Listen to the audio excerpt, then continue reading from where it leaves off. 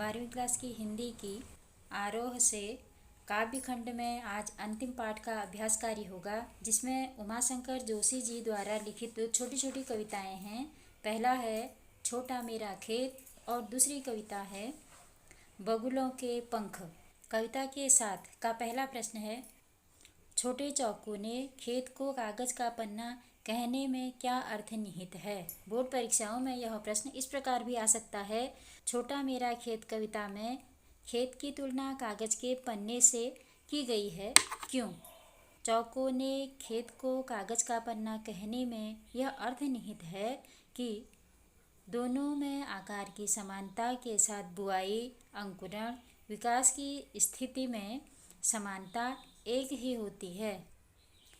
जिस प्रकार खेत में बीज रोपा जाता है, फिर अंकुरित होता है और वह पल्लवित पुष्पित होकर फलित हो जाता है, उसी प्रकार कवि कागज में विचारों और मनोभावों का रोपण कर एक रचना को उकेरता है और फिर कल्पना रूपी रसायनों से विकसित होकर वह रचना एक दीर्घ साहित्य का रूप ले लेती है।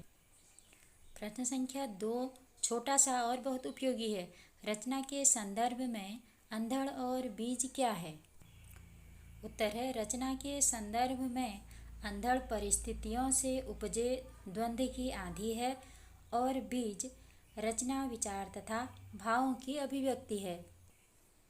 तीसरा प्रश्न है, रस का अक्षय पात्र से कवि ने रचनाकर्म की किन विशेषताओं की ओर इंगित किया है। इसका उत्तर है, किसान द्वारा उगाया गया अन्न एक निश्चित समय बाद समाप्त हो जाता है, लेकिन कवि द्वारा किया गया रचनाकर्म अर्थात कविता सदा रस से भरी रहती है। यह अन्न के समान सीमित नहीं होती। कविता सदा पाठकों को अर्थात पढ़ने वालों को आनंदित करती है।